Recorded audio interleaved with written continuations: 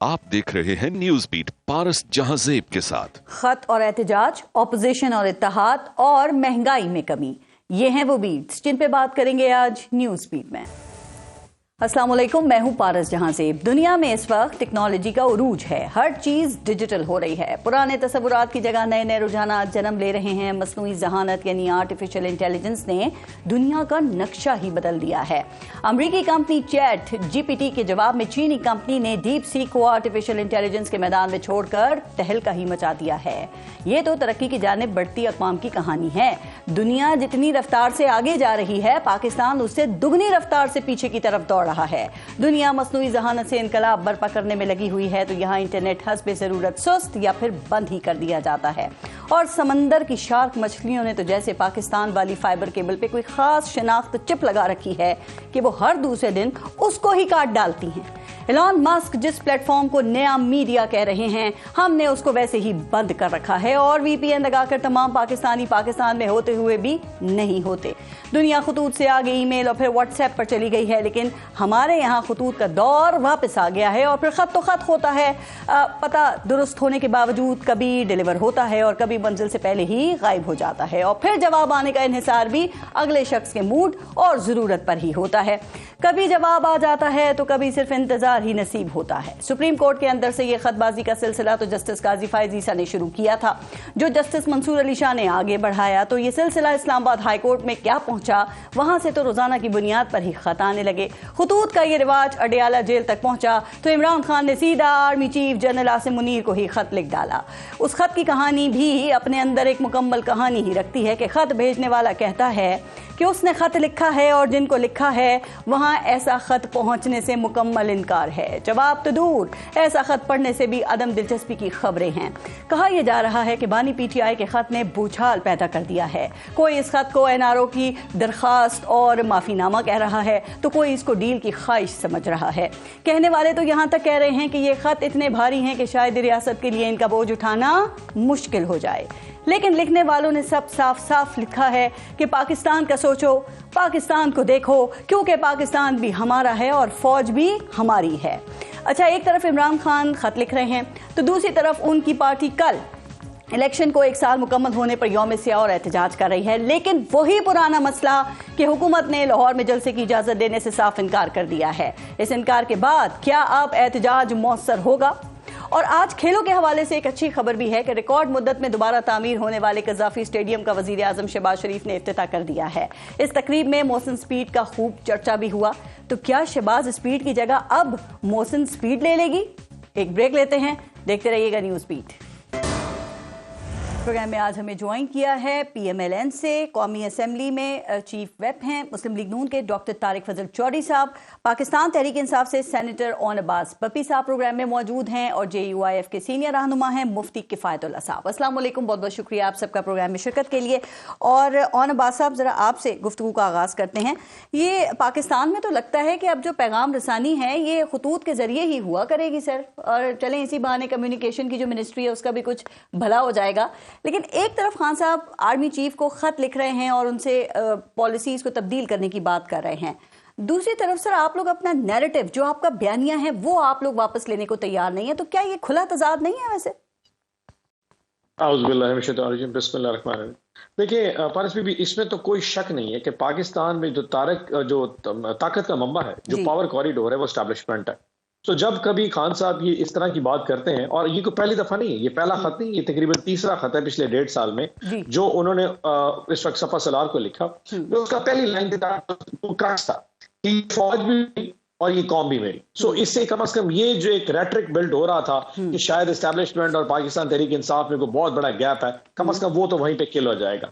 लेकिन आगे जो खान साहब ने 5 या 6 पॉइंट्स बताए हैं, जिसमें वो पाकिस्तानी फौज के सपा सलार को बता रहे हैं कि फौज की इतनी सारी कुर्बानी, और यकीन करें मतलब डेली की बेसिस के ऊपर जब हम टीवी देखते हैं, जब कभी कोई एक फौजी की शहादत की खबर आती है तो तकलीफ होती है। किसी का बेटा है, किसी का मतलब खावंद है, किसी का बाप होगा, वो हमारी कौम के लिए हमारे आजादी लड़ता।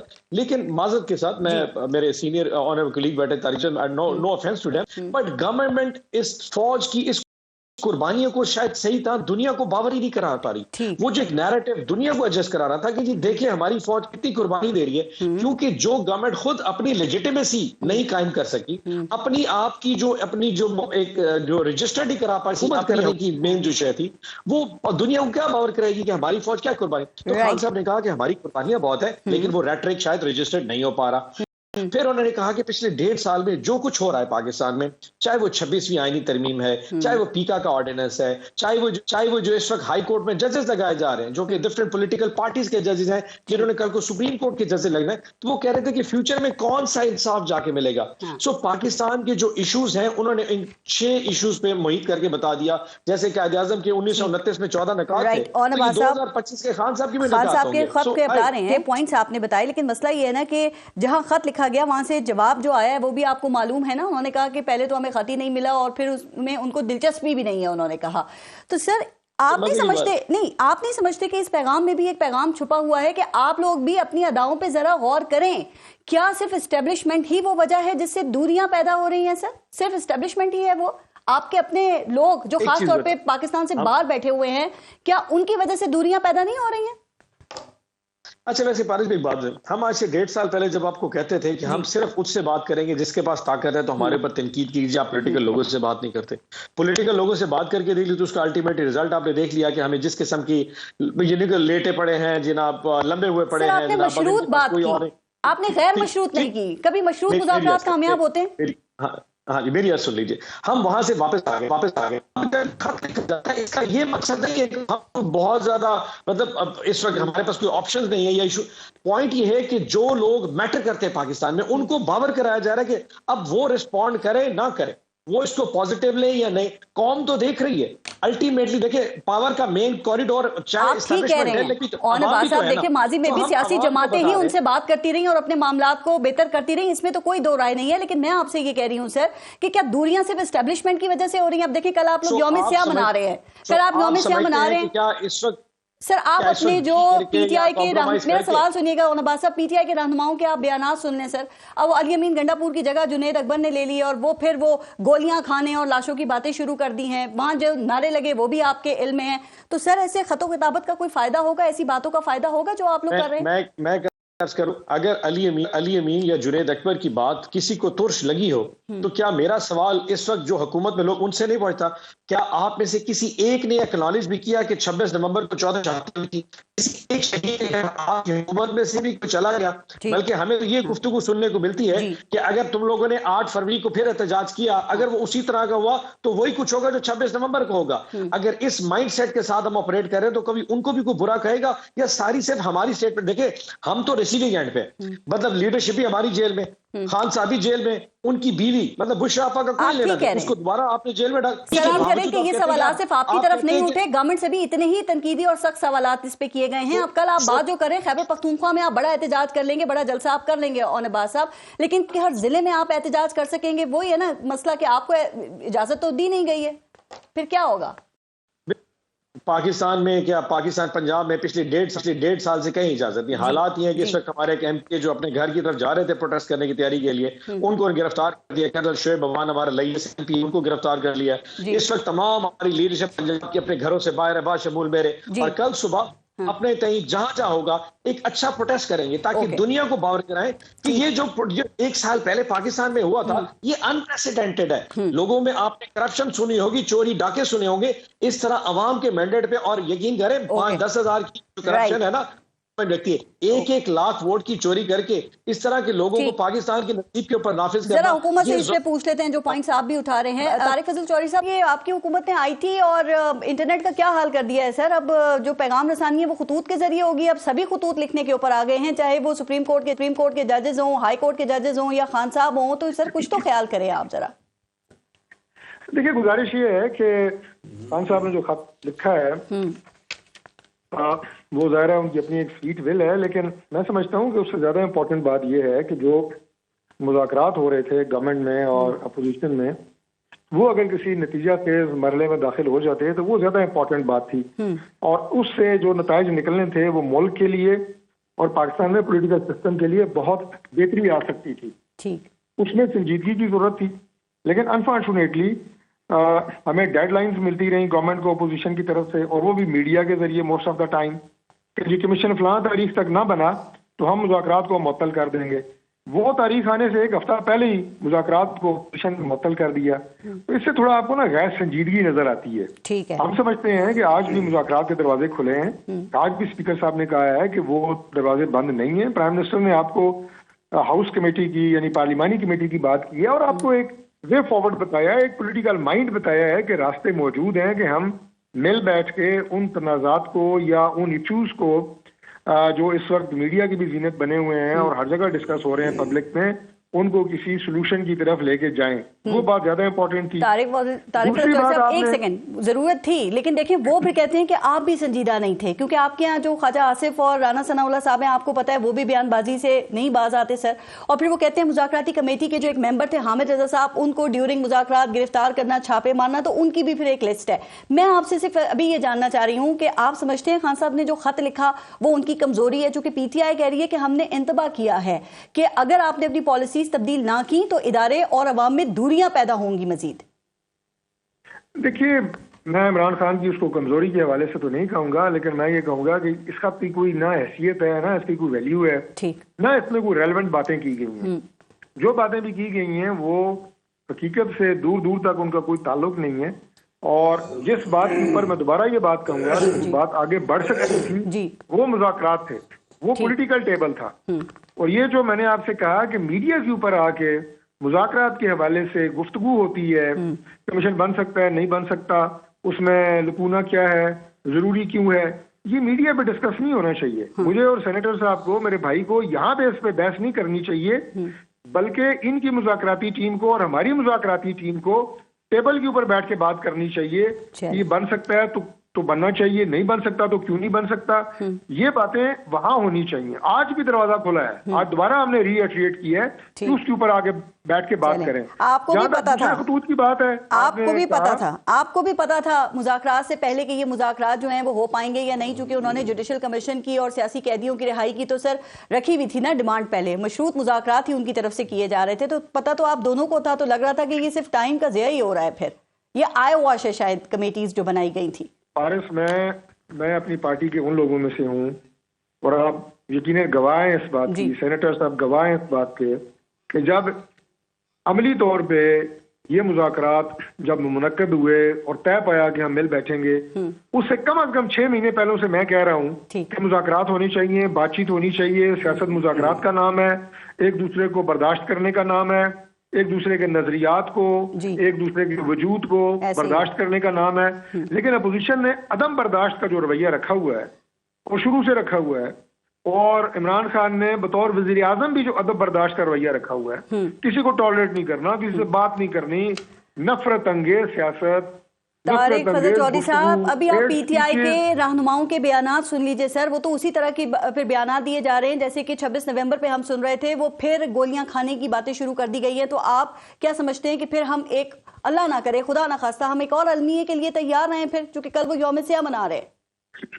دیکھیں یوم سیاہ وہ ضرور منائیں، اس کا جواب ہم سیاسی طور پہ دیں گے، کیونکہ ہم سیاسی لوگ ہیں، ہم پالیٹکس اور جمہوریت پہ یقین رکھنے والے لوگ ہیں. وہ اگر یوم سیاہ منائیں گے تو ہم ان کو بتائیں گے کہ سیاسی طریقے سے یوم سیاہ کا جواب کیا ہے. کوئی گولیوں کی بات نہیں ہے، کوئی تشدد کی بات نہیں ہے، لیکن میں اپنے دوستوں کو یہ مشورہ ضرور دوں گا کہ خدا کا واسطہ ہے ہوش کے ناخن لیں. آپ نے پرامن احتجاج کا نام لے کے پاکستان کی سیاست میں تشدد کو، فتنہ، فساد اور انتشار کو فروغ دیا ہے. یہ پرامن احتجاج جو آپ کہتے ہیں اور اس کے بعد کرتے آپ حملہ ہیں اسلام آباد پہ، اس سے باز رہیں، اور اس سے ملک کو نقصان ہو رہا ہے، سسٹم کو نقصان ہو رہا ہے. آپ پاکستان کا فائدہ اور بھلا نہیں کر رہے. لیکن اگر آپ احتجاج کی اجازت ان کو دے دیتے تو اس میں کیا مذائقہ ہے؟ چلے قذافی اسٹیڈیم میں نہ صحیح، اس علاقے میں نہیں، میں پنجاب کی بات کر رہی ہوں، کہیں دور دراز. ویسے بھی آپ نے ان کے احتجاج کے لیے مویشی منڈیاں مختص کر لی ہیں نا، وہ جگہیں آپ نے ڈھونڈ لی ہیں. تو اگر آپ ان کو دے دیں احتجاج کی اجازت تو اس سے بھی ایک اچھا پیغام نہیں جائے گا؟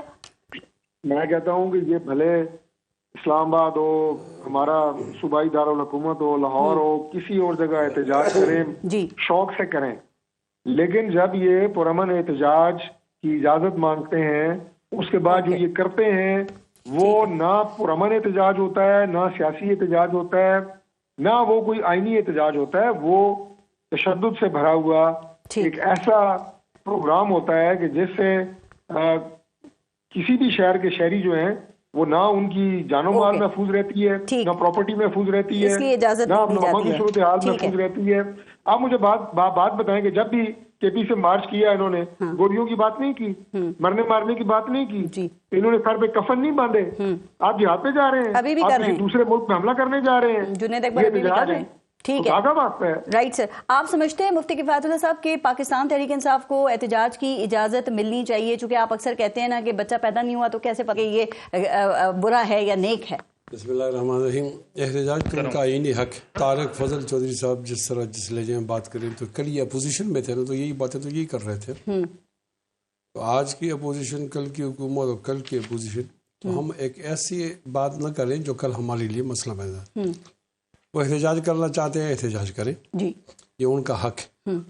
وہ خط لکھنا چاہتے ہیں تو خط تو مذاکرات سے مایوسی کے بعد لکھا ہے نا. یعنی اگر آپ مذاکرات میں کمیٹی یعنی یہ تو طے کیے کہ بیٹھیں گے، ساتھ یہ بھی طے کیے کہ کوئی بات نہیں مانیں گے.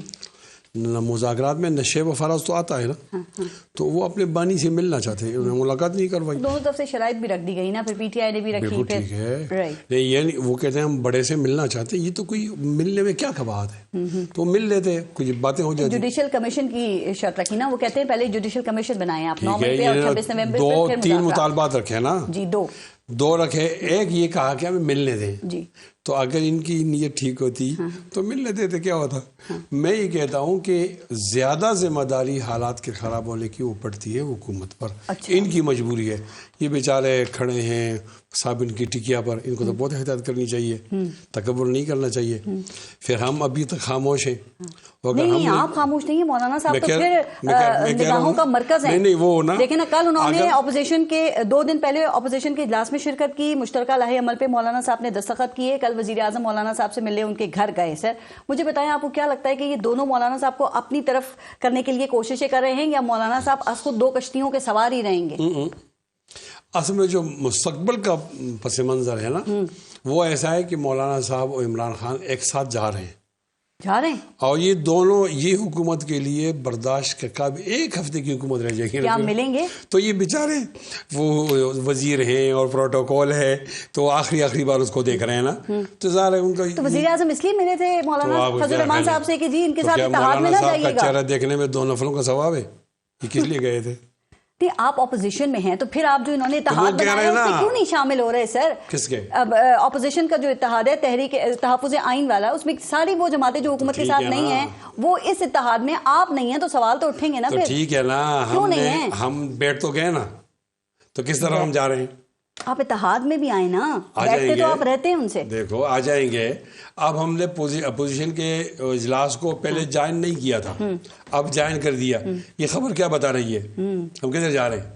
اور ان کو بھی پتا ہے. تو ہم ایک کنٹینر پہ دونوں کو دیکھیں گے وزیر انشاءاللہ. اس کے بعد ہاں ایک بات ہے، اگر یہ ہمارا مطالبہ مان لیں نئے انتخابات کا، پھر کنٹینر الگ الگ ہوں. میں آگے اس پہ بات. اور اگر انتخابات کا ہمارا بھی یہی موقف ہے کہ انتخاب فراڈ.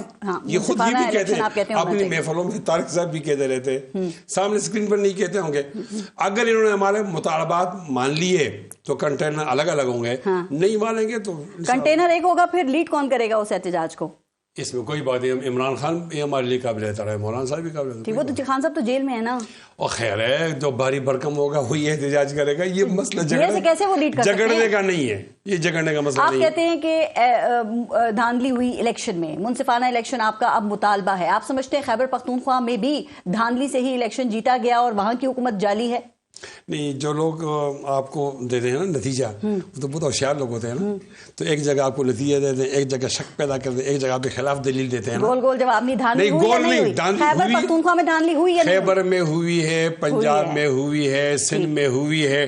جب نئے الیکشن ہوں گے تو خیبر کا سوال چلا جائے گا نا. پی ٹی آئی کو جتوایا ابھی خیبر پختونخوا میں. میں عرض کرتا ہوں نا، یہ تو وہ لوگ جو طاقتور ہیں ان سے پوچھنے کی بات ہے نا کہ آپ نے اسے کیوں کیا. میں عرض یہ کرنا چاہتا ہوں کہ نئے انتخابات ہمارا مطالبہ ہے صرف صوبہ سر خیبر پختونخوا میں نہیں، تمام ملک میں. جب نئے انتخابات ہوں گے تو وہاں بھی نئے انتخابات ہو جائیں گے. لیکن ایک بات، طاقتور لوگ جن کی آپ بات کر رہے ہیں، آپ کے خیال میں آپ کی کیا رائے کہ انہوں نے خیبر پختونخوا میں پی ٹی آئی کو کیوں جتوایا؟ میرے خیال میں وہ فیز 7 کے لیے تو ہے. فیز 7 کس کی؟ یہ دیکھو آپ کہنا کہ ہر جگہ ان کے سیٹ ان کو دے دی, ان کو سیٹ تو نہیں جی, دیکھو وہاں وہ جیت رہے ہیں, حکومت کر رہے ہیں. یعنی ایک پاپولر لوگ تو ہے نا, یعنی پاپولرٹی آپ مطلب یہ دکھانے کے لیے کہ ایک صوبے میں وہ جیت گئے ہیں اور اسی صوبے میں کل وہ اتنی احتجاج ان کریں کی گے. مقبولیت تھی کہ انہوں نے یہ لے لیا, بالکل زیرو پہ لگا دینا ان کے لیے مشکل تھا نا. تو وہ جو سوچتے ہیں نا تو بہت طریقے سے وہ تو سوچ لیا انہوں نے, لیکن کیا پی ٹی آئی کو حکومت لینا چاہیے تھی؟ اس کا مطلب پھر آپ کہہ رہے ہیں تو اسٹیبلشمنٹ وہاں کامیاب ہو گئی. پھر تو ظاہر ہے جب آپ راستے پہ سفر کرتے ہیں تو کہیں نہ کہیں آپ کو بیٹھ کر وہ آرام تو کرنا ہوتا ہے نا. تو پی ٹی آئی کی حکومت بس درخت کے نیچے ایک آرام سا ہے, وہ زیادہ اس کا فائدہ نہیں ہے. سائے کے لیے بیٹھے ہیں, یہ سائے کے نیچے. اور عباس صاحب سے ذرا اس پہ پوچھتی ہوں بریک کے بعد. بریک لیتے ہیں, دیکھتے رہیے گا نیوز بیٹ. اور عباس صاحب یہ تو بڑی کنفیوژن ہو گئی نا سر, کیونکہ آپ لوگ کہتے ہیں کہ الیکشن میں دھاندلی ہوئی ہے اور پھر خیبر پختونخوا میں پاکستان تحریک انصاف جیت گئی, اور کل اسی صوبے میں آپ یوم سیاہ منا رہے ہیں جس میں آپ کی حکومت ہے. تو یہ کیا لاجک ہے؟ چونکہ آپ کو پتہ ہے نا کہ JUIF اور ANP یہ کہہ رہی ہے کہ خیبر پختونخوا میں پاکستان تحریک انصاف کو دھاندلی سے جتوایا گیا. تو ذرا سمجھائیں تو صحیح نا, یہ کون سی قوت ہے جس نے آپ کو ایک صوبے میں الیکشن جتوا دیا دھاندلی سے؟ اچھا, آپ کے سوال کے دو نیریٹو, میں دونوں کو جواب دینے کی کوشش کروں گا, لیکن کسی طور پہ یہ نہیں ہو سکتا کہ ہم اس وقت جمعیت علماء اسلام کے ساتھ کنفرنٹیشن میں جائیں. پہلے تو پروٹیسٹ کیے کہ پروٹیسٹ کیوں ہو رہا ہے جہاں ہماری حکومت ہے, تو بڑا الٹیمیٹ پارٹی وہ جیتی ہے وہاں پہ جس کا لیڈر اس وقت جیل میں ہے. تو کیا ان کا پروٹیسٹ کرنا رائٹ ہی بنتا؟ پشاور کی ساری پورے KPK کی عوام نے عمران خان صاحب کو ووٹ دیا, آپ نے پاکستان کے سب سے پاپولر لیڈر کو جیل میں ڈال دیا. تو کیا KPK کے عوام کا احتجاج کرنا حق نہیں, بلکہ ان کا حق تو زیادہ بنتا ہے کیونکہ وہاں کی حکومت بھی ہے اور شاید ان کو روک بھی کوئی نہیں سکتا. تو احتجاج تو وہاں پہ ہوگا. جہاں تک آپ نے کہا مولانا صاحب سے سوال پوچھا, میں اس کو کلیریفائی کر دوں. مولانا صاحب کا کلیم ہے کہ 2 صوبوں میں, ایک بلوچستان اور KPK میں ان کے ساتھ زیادتی ہوئی ہے اور شاید ووٹ کے جو مینڈیٹ تھا ان آگے پیچھے گیا. بلوچستان تو بالکل ہے پڑا, اور KP میں بھی ہم نے شروع میں بھی کہہ دیا تھا کہ جہاں پہ مولانا صاحب یا ان کی پارٹی سمجھتی ہے ہم اس کے اوپر وہاں پہ اس کو انویسٹیگیشن کے لیے وہاں پہ راضی ہیں, کیونکہ دیکھیں پولیٹیکل جماعت ہے, ان کا رائٹ ہے, وہ سمجھتے ہیں ان کا زیادتی ہوئی ہے. اور اگر فیڈریشن میں پاکستان تحریک انصاف سمجھتی ہے کہ جیسے ہمارے ساتھ سندھ میں زیادتی ہوئی ہے, ہمارے ساتھ اگر کسی کا KP میں کلیم ہے تو جو رائٹ ہمارا ہے پڑا ہے وہاں پہ انویسٹیگیشن کا, وہ رائٹ دوسری کسی طور پہ. میں آپ کو ایگزامپل دوں, عمر ایوب صاحب کی ہری پور NA18 سے انہوں نے الیکشن کنٹیسٹ کیا, وہاں پہ مسلم لیگ نون کے کینڈیڈیٹ تھے بابر نواز, انہوں نے دھاندلی کی تحقیقات کے لیے الیکشن کمیشن میں گئے تو عمر ایوب نے ہائی کورٹ سے وہاں پہ حکم امتناع لے لیا. سر یہ پھر دیکھیں نا, یہ دورہ معیار نہیں. ایک عرض کروں ویسے, عمر ایوب صاحب لے رہے ہیں 1,60,000 ووٹ, ان کا مخالف لے رہا ہے 30,000. تحقیقات ہونے دینا سر. 1,30,000 کی لیڈ سے الیکشن جیت رہا ہے. الیکشن کمیشن میں درخواست دینے کا اس شخص کا مقصد یہ تھا کہ ان کا جو نوٹیفیکیشن ہے وہ روک لیا جائے تاکہ وہ MNA ڈکلیئر نہ ہو. اور بات صاحب مجھے بتائیں, صرف تحقیقات وہاں ہونی چاہیے جہاں پہ مارجن کم ہو, اگر وہ زیادہ مارجن سے جیتے تحقیقات ہونے تھے سر. آپ کے خیال میں 1,30,000 کا ڈیفرنس تھا, اور مسلم لیگ نون کے امیدوار کا صرف اور صرف یہ کلیم تھا کہ جو ان کا نوٹیفیکیشن نہ ہو, وہ تو صرف اس کی مطلب. میں تو یہ کہہ رہا ہوں کہ اگر کسی جماعت کو لاجیکل بات ہے, اب یقیناً 1,60,000 ووٹ عمر ایوب صاحب کو پڑا ہے, وہ کسی نے ڈلوایا تو نہیں ہے, وہ ڈبوں میں یقیناً پاکستان کی عوام ڈال کے گئے تھے, وہ ایک علیحدہ منطق ہے. لیکن میں یہ کہہ رہا ہوں کہ مولانا صاحب کی جماعت کا ایشو ہے, ہم پہلے دن سے کلیئر ہے کہ جیسے ہم تحقیقات چاہتے, مولانا صاحب کا بھی رائٹ بنتا ہے, اگر وہ اس کا کلیم ہے تو یہاں پہ تحقیقات ہونی چاہیے. اس وقت کیا وجہ ہے کہ ابھی تک JUIF اور PTI کا اتحاد نہیں ہو سکا؟ اس میں رکاوٹ کیا ہے؟ کیونکہ JUIF تو کہتی ہے ہم خیبر پختونخوا میں PTI کے مقابلے میں الیکشن لڑتے ہیں, اور آپ کو پتہ ہے نا یہی چیز اس وقت حکومت کے بڑے فائدے میں جا رہی ہے. مولانا آپ دیکھیں JUIF کا PDM والا جو اتحاد تھا وہ تو بڑی جلدی بن گیا تھا, آپ لوگوں نے جو اتحاد بنایا اپوزیشن کا اس میں ابھی تک یہ شامل کیوں نہیں ہو پا رہے؟ کیا وجہ ہے, کیا رکاوٹ ہے پھر؟ دو بڑی وجوہات ہیں. ایک تو ہمارا جو پاسٹ ہسٹوریکل ریکارڈ ہے دونوں جماعتوں کا, وہ اتنا کوئی پلیزنٹ رہا نہیں ہے, ہمیشہ سے ہمارے اختلافات رہے آپس میں پارٹی میں. میرے خیال میں یہ بہت زیادہ خوش آئند ہے کہ اس وقت جتنے دوریاں میں تھیں وہ دوریاں بہت سمٹ کے بہت قریب آ چکی ہیں. اگر کہیں پہ تھوڑا سا ڈفرنس رہ چکا ہے, obviously اس کی وجہ نظریات بھی ہیں, ہم دو پولیٹیکل ڈفرنٹ قسم کے جو ایک مائنڈ سیٹس ہیں ان کو obviously وہاں پہ ریپرزینٹ کرتے ہیں. ان کا اپنا ایک پولیٹیکل, ایک اپنا ان کی مین سٹریم ہے, ہماری اپنی پولیٹیکل مین سٹریم ہے, اور وہ ہمیشہ ایک دوسرے کے خلاف الیکشن لڑتے ہیں. تو کتنی دور کے اختلاف کے باوجود, اب مولانا صاحب خود علی مین گنڈا پور کے خلاف الیکشن لڑتے رہ گئے, لیکن تب بھی آپ دیکھیں کہ ہماری بات کتنی قریب آ گئی. لیکن اس کی دوسری وجہ یہ بھی ہے کہ کہیں نہ کہیں پہ 26ویں آئینی ترمیم کے حوالے سے بھی بہت ساری ایسی چیزیں تھیں جہاں پہ کہیں ہمارا تھوڑا سا اختلاف تھا. But having said that I see a very بہت زبردست قسم کا مستقبل دیکھتا ہوں ان دو جماعتوں کے حوالے سے. ہم دونوں جماعتوں کو جلدی کنٹینر پہ دیکھیں گے, اور آپ جو ایک بڑی حکومت مخالف تحریک چلانا چاہ رہے ہیں, کیا وہ ممکن ہوگا اور کب تک ہوگا؟ آگے رمضان آ رہے ہیں, چیمپئنز ٹرافی وغیرہ, گرمیاں. جی میں کوئی تاریخ تو نہیں دے سکتا، لیکن میں یہ ضرور پرڈکٹ سکتا ہوں، نہ میں یہ کہہ سکتا ہوں کہ ڈیرے پہ دونوں میں یہ ضرور سکتا ہوں کہ ایک تحریک ضرور چلے گی جس میں جتنی بھی جماعتیں باشمول جمعیت علماء اسلام کی جو سمجھتی ہیں کہ پاکستان میں اس وقت جو نظام ہے وہ جمہوریت نہیں ہے، وہ ایک ڈھکوسلا ہے، جو سمجھتی ہے پاکستان میں یقیناً ایک نافذ ایسا نظام کیا گیا ہے جو لیجٹمیٹ نہیں ہے، وہ ساری اکٹھی ہوں گی اور اس میں بہت بڑی تعداد ہے، اور وہ کنٹینر ہو یا ڈی چوک ہو یا اسلام آباد ہو یا لاہور یا پشاور ہو، کہیں بھی کچھ ہو سکتا ہے۔ ٹھیک، طارق فضل چودھری صاحب، پھر آپ لوگ تیار ہیں؟ چونکہ سر ابھی تک اپوزیشن کا کوئی بڑا اتحاد ابھی تک تو نہیں بن سکا ہے، لیکن پاکستان تحریک انصاف نے اب تک جو احتجاج کیے ہیں وہ بھی اس طرح کامیاب نہیں ہو سکے ہیں، تو آپ کی حکومت ابھی تک تو خوش ہے، مطمئن ہے، مزے میں ہے، لیکن آپ کو پتا ہے نا کہ پاکستان میں پتہ نہیں چلتا کوئی چنگاری کسی بھی وقت آگ پکڑ لے، تو تیار ہیں آپ؟ دیکھیے جو اتحاد کی بات ابھی سینیٹر صاحب نے کی ہے، میں تو یہ کہوں گا کہ یہ وہ طریقہ ہے جو کہ جمہوری طریقہ ہے، جو کہ پارلیمانی طریقہ ہے۔ آپ ضرور اتحاد بنائیں، آپ اپوزیشن میں جو جماعتیں ہیں ان کے ساتھ بیٹھیں، متحدہ اپوزیشن بنائیں اور مل کے جو ذمہ دارانہ اپوزیشن کا کردار ہے وہ ادا کریں۔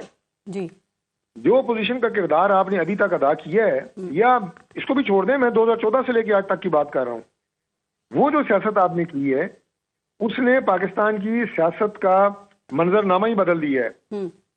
پاکستان میں جو سیاست کے اندر ایک رواداری تھی، وفاداری تھی، ایک دوسرے کے لیے شرم و حیا تھی، عزت تھی، مخالف کے لیے بھی، سیاسی مخالف کے لیے بھی عزت تھی، وہ آپ نے ختم کر دی ہے۔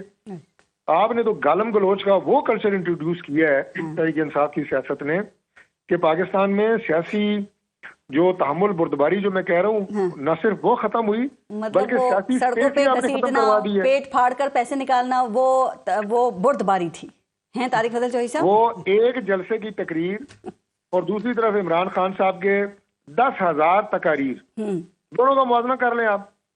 وہ ایک تقریر کو آپ کیسے اٹھا کے کہہ سکتے ہیں کہ وہ مسلم لیگ نون کا کوئی نیریٹو رہا ہے؟ ایک تقریر نہیں تھی، زرداری صاحب نے کہا میاں نواز شریف ناصور ہیں دھرتی کا، یاد ہے؟ سن لینا، آپ نے سوال کیا، میں جواب دے رہا ہوں۔ ایک تقریر نہیں تھی بھائی، وہ ایک ہی تقریر تھی۔ بھائی زرداری صاحب نے نہیں کہا کہ نواز شریف ناصور ہیں دھرتی کا؟ اپوزیشن بھی دہراتی ہے، آپ بھی دہراتی ہیں کہ گھٹنا پیٹ پھاڑنا، اس پہ آپ ذرا اعلیٰ ظرفی دیکھیں سیاست کی، مسلم لیگ نون کی، کہ انہوں نے معذرت بھی کی، شہباز شریف صاحب نے معذرت بھی کی کہ میں نے غلط کہا تھا۔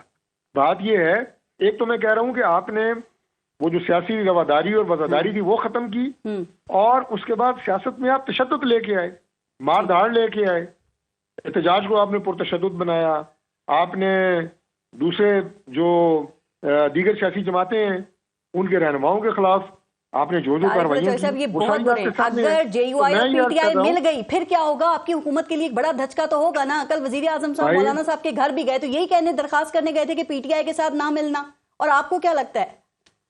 دیکھیں، سیاسی لوگ آپس میں ملتے رہتے ہیں، وہ کیا کہنے گئے تھے؟ یہ کہنے گئے تھے کہ پی ٹی آئی سے نہ ملنا، ایسی کوئی بات نہیں ہے۔ سیاسی ملاقاتیں وہ بھی ملتے رہتے ہیں، ہم بھی ملتے رہتے ہیں۔ یہی تو میں بار بار عرض کر رہا ہوں کہ سیاست ہے، اللہ کرے کہ انہیں ہدایت نصیب ہو اور وہ اس طرح سیاسی جماعتوں سے رابطے کریں، ملیں، ہمیں کوئی فرق نہیں پڑتا۔ یہ بہت بڑا گرینڈ الائنس بنائیں اپوزیشن کا، فرق نہیں پڑتا، میں تو خود انہیں کہہ رہا ہوں، ٹھیک، گورنمنٹ انہیں کہہ رہی ہے کہ بھائی آپ بنائیں الائنس اور ذمہ دارانہ اپوزیشن کا کردار ادا کریں، جہاں میں کوئی غلطیاں ہوں ان کی نشاندہی کریں۔ آپ کو فرق کیوں نہیں پڑتا؟ اگر یہ بہت بڑا اپوزیشن کا گرینڈ الائنس کوئی بنا لیتے ہیں، کیوں فرق نہیں پڑتا؟ کون ہے آپ کے ساتھ اس وقت جو آپ کے ساتھ؟ ہمیں اس لیے فرق نہیں پڑتا کہ دیگر جو اپوزیشن کی جماعتیں جن سے یہ مل رہے ہیں وہ سیاسی لوگ ہیں، جی، وہ جمہوری لوگ ہیں، وہ ان کی طرح پرتشدد سیاست پہ یقین نہیں رکھتے۔ وہ انگلی پکڑ کے انہیں سکھائیں گے کہ بھائی اگر احتجاج بھی کرنا ہے، اسمبلی میں کرنا ہے، باہر کرنا ہے، تو یہ لیمٹس ہیں، یہ دائرہ ہے، اس کے اندر رہ کے کرو، حکومت نہیں گرائیں گے، وہ ان کو احتجاج سکھائیں گے پی ٹی آئی کو کہ بھائی کس طرح سے احتجاج کرنا ہے آپ نے۔ بالکل سکھائیں گے۔ مولانا فضل الرحمان وہ کبھی بھی انہیں نہیں کہیں گے کہ میں تمہارے ساتھ کفن باندھ کے آ رہا ہوں اسلام آباد پہ چڑھائی کرنے۔ مفتی صاحب تو وہ عقل سکھائیں گے انہیں، وہ عقل کی بات کریں گے، وہ سیاسی بات کریں گے۔ میں تو کہتا ہوں اللہ کرے کہ ان کا اتحاد بنے ان کے ساتھ، تاکہ وہ ان کے دماغ میں کوئی سیاسی سوچ ڈالیں، انہیں بتائیں گے سیاست کیسے ہوتی ہے۔ طارق فضل چودھری صاحب، تمام اپوزیشن جماعتوں کا اس وقت ایک ہی مطالبہ ہے کہ منصفانہ الیکشنز ہونے چاہیے۔ آپ بطور حکومت کیا ان کے اس مطالبے کو رد کرتے ہیں مکمل طور پہ، یا آپ سمجھتے ہیں کہ ہونا چاہیے؟ پہلی بات تو یہ ہے کہ ان کے اس مطالبے کی گنجائش ابھی موجود نہیں ہے، ٹھیک، لیکن چونکہ بات مذاکرات کی ہو رہی ہے कोई भी वे फॉरवर्ड है। जब देखे ना आप मुज़ाकरात की टेबल के ऊपर बैठते हैं तो आप दूसरे को पाबंद तो नहीं कर सकते। ठीक। जैसे हमने इनसे कहा भाई सारे मुतालबात आप तहरीरी शक्ल में दें ताकि कल आप भी ना मुकर सकें, अच्छी बात है। हम भी उसके ऊपर ये आपके जनाब मुतालबात हैं। उनकी एक और हम उससे कंप्लेन बाहर भी ना है जाएं। तारिक फजल चौधरी साहब, वो कहते हैं इलेक्शन में धांधली की हम बात करते हैं, तहकीकात भी नहीं हो रही। अभी सिर्फ इस्लामाबाद इलेक्शन ट्रिब्यूनल की बात कर लें, वो तब्दील होता है, वो बनता है, 1 साल हो गया, पता ही नहीं चला कि इस्लामाबाद के 3 हलकों में जो इलेक्शन हुआ वो साफ और शफाफ था या धांधली ज्यादा था। फिर आपके मुखालफिन कहते हैं आप लोगों के पास फॉर्म 45 नहीं थे और आप अपनी मर्जी का इलेक्शन ट्रिब्यूनल चाहते हैं। और भाई मुझे ये बता दें कि पाकिस्तान में कौन सा इलेक्शन ऐसा हुआ है कि जिस पे धांधली के इल्जाम नहीं लगे। सब पे अभी है। आपने उमर यूसुफ साहब के हल्के की बात की, जी। पिछले इनके टेन्योर में ये हमें कहते थे जनाब 35 पंचर लगा के आए इमरान खान साहब। जो इनका डिप्टी स्पीकर था, इनकी अपनी गवर्नमेंट में उसका हल्का खुला और 50,000 जाली वोट निकल आए। उसके बाद उन्होंने स्टे ले लिया सुप्रीम कोर्ट से। ठीक। 4.5 साल वो स्टे पे चलते रहे। जी। अब क्या बात कर रही हैं? ये सारे दादरी के तो बस इल्जाम आप दूसरों के ऊपर लगाएं। सभी ऐसा करते हैं और ऐसे ही फिर होता रहेगा, इसको बदलना भी तो है ऐसे ना। नहीं होता रहेगा। और भाई यही तो मैं आपको अर्ज कर रहा हूँ कि इल्जामात लगते रहते हैं, इल्जामात लगे हैं, ठीक। ट्राइब्यूनल्स काम करते रहते हैं, अदालतें अपना काम कर रही हैं, ट्राइब्यूनल्स के फैसले भी आते हैं। ठीक। लेकिन अगर आप सड़कें गर्म करने की बात करेंगे, आप सिर्फ जलाओ घेराव की बात करेंगे, उससे निजाम रुकता है, उससे मुल्क को फर्क पड़ता है। मैं जरा बस मुफ्ती साहब से इसी पे आपकी इस बात कह दूं, जी। हम कमिटेड हैं कि आप पुरतशद्दुद एहतजाज करें, फितना फसाद करें। हमने इंशाल्लाह मुल्क को आगे लेके जाना है। मुफ्ती साहब आपने सुन हम लिया। अपना सफर जो कि सियासी सफर है, तरक्की का सफर है, वो छोड़ने वाले नहीं है। वो छोड़ेंगे नहीं अपने सफर को। और आप मुफ्ती किफायतुल्लाह साहब जी, मैं कह रहा हूँ कि वो लोग इन्हें बताएंगे कि एहतजाज की कोई लिमिट होती है। अभी बता देते हैं, मुफ्ती किफायतुल्लाह साहब सामने ही बैठे हैं, बल्कि उन्होंने तो शहबाज शरीफ साहब ने जो जापानीज तरीका बताया था एहतजाज का वो भी शुरू कर दिया। मैं पूछ रही हूँ उनसे, आप कहते हैं गंडापुर के साथ कफन बांध के आएंगे, अभी पूछे आपको जवाब मिल जाएगा। बताएं मुफ्ती साहब, ये भी बताएं। और वो तारिक फजल चौधरी साहब कह रहे हैं वो जो मुनसिफाना इलेक्शन वाला आप लोगों का मुतालबा है ना, इस वक्त में उसका सवाल ही पैदा नहीं होता, तो किस तरह आप फिर दोबारा इलेक्शंस करवाएंगे? ये तो मेरी मालूमात के मुताबिक वकील भी है ना, कोई जायज नहीं, वकील नहीं है तारिक फजल चलो नहीं है तो इनको वकील होना चाहिए। डॉक्टर है वो। इसलिए कि जब कोई मुतालबा उस पर वक्त ज्यादा गुजरे, साल गुजरे, तो मुतालबे की हैसियत तो नहीं तब्दील होती। हमने पहले दिन से कहा कि इंतखाबात गलत हैं, तो हमारी बात तो नहीं सुनी गई।